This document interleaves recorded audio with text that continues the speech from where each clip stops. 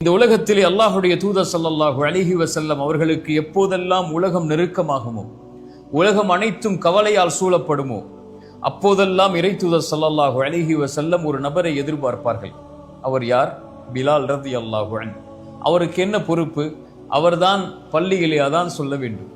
பிலால் வருகை தந்தவுடன் அல்லாஹுடைய தூதர் ஸல்லல்லாஹு அலைஹி வஸல்லம் சொல்லுவார்கள், யா பிலால் அக்கிமிஸ் ஸலாத அரிஹ்னா பிஹா. பிலாலே, தொழுகையை நிலைநாட்டுவீராக, தொழுகையை நிலைநாட்டுவதற்குரிய அழைப்பை கொடுப்பீராக. அரிஹ்னா பிஹா, அதை கொண்டு என்னுடைய நிம்மதி, எனக்கு என்னுடைய வாழ்வில் என்னுடைய உள்ளத்தில் நிம்மதி ஏற்படுத்துவாயாக என்று சொல்லுவார்கள். அக்கிமிஸ் ஸலாத அரிஹ்னா பிஹா.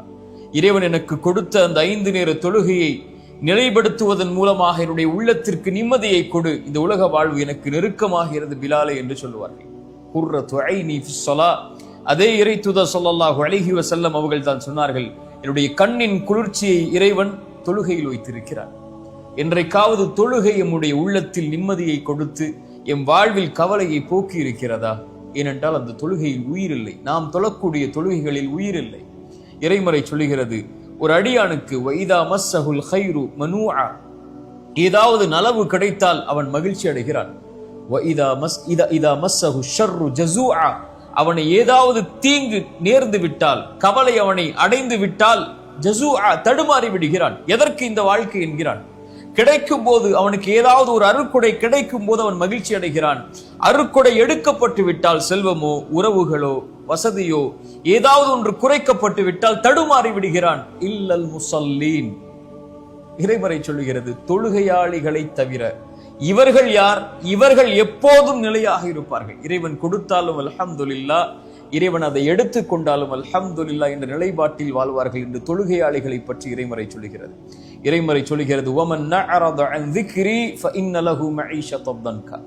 கவலையில் இருக்கிறீர்கள், கஷ்டத்தில் இருக்கிறீர்கள், செல்வ நெருக்கடியில் இருக்கிறீர்கள், கடனில் இருக்கிறீர்கள், வாழ்வில் பிரச்சனையில் இருக்கிறீர்கள், குடும்ப வாழ்வில் பிரச்சனையில் இருக்கிறீர்கள், கல்வியில் பிரச்சனையில் இருக்கிறீர்கள், பெற்றோர்களால் பிரச்சனை, பிள்ளைகளால் பிரச்சனை, உலக வாழ்வில் நண்பர்களால் பிரச்சனை, தொழிலில் பிரச்சனை, இவை எல்லா பிரச்சனைகளையும் சுமந்து கொண்டு தொழுகை உன்னிடத்திலே இல்லை என்றால் இந்த பிரச்சனைகள் ஒருபோதும் தீராது. தீர்ந்தாலும் பிரச்சனைகள் உன் வாழ்வில் முடியாது.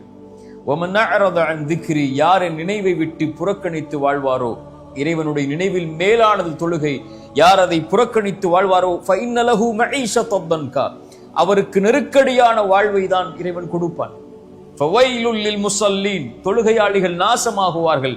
அல்லதீன ஹும் அன் ஸலாத்திஹிம் சாஹூன், தொழுகையிலிருந்து பொடுபோக்காக இருப்பவர்கள். தொழுகையை தாமதப்படுத்தி உன்னுடைய வாழ்வில் நிம்மதி கிடைக்காது. தொழுகையை தாமதப்படுத்தி உன்னுடைய வாழ்வில் கவலைகள் நீங்காது. தொழுகையை தாமதப்படுத்தி உன்னுடைய வாழ்வில் இருக்கக்கூடிய நோய்க்கு மருந்து கிடைக்காது.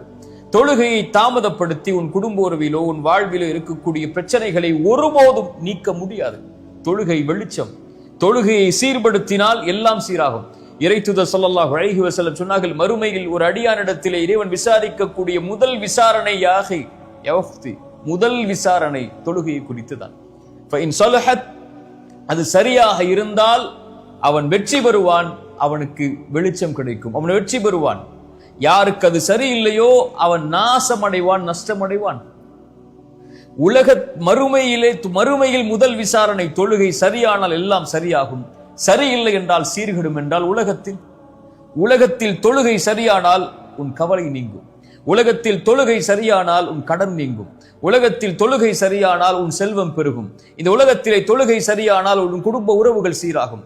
தொழுகை சரியானால் ஹலாலில் இருப்பார். தொழுகை சரியானால் மானக்கேடான செயல்களின் பக்கம் நெருங்க மாட்டாய். பாவங்களிலிருந்து விலக்கி இருப்பாய். வாழ்வு முழுக்க இறை நினைவில். அந்த இறை நினைவு, இந்த தொழுகை உன்னுடைய வாழ்வில் இருக்கக்கூடிய கவலையை நீக்கும். இதை மறந்து இதை விட்டு நீங்கிவிட்டு கவலை வருகிறது, கஷ்டம் வருகிறது, வாழ்வில் சிரமம் இருக்கிறது, என்ன செய்வது, எப்படி வெளியேறுவது, எப்படி எனக்கு உதவி கிடைக்கும் என்று புலம்புவதால் பிரயோஜனம் இல்லை. ஸலா யா அஹி, என் சகோதரனை, தொழுகை எடுத்துக்கொள். இறைவன் எல்லா கவலைகளையும் நீக்குவான். ரப்புக்கு முன்னால் தொழுகையில் பணிந்து இறைவா என்ற அழை, அதன் நிம்மதியை எங்கும் நீ பெறமாட்டாய்.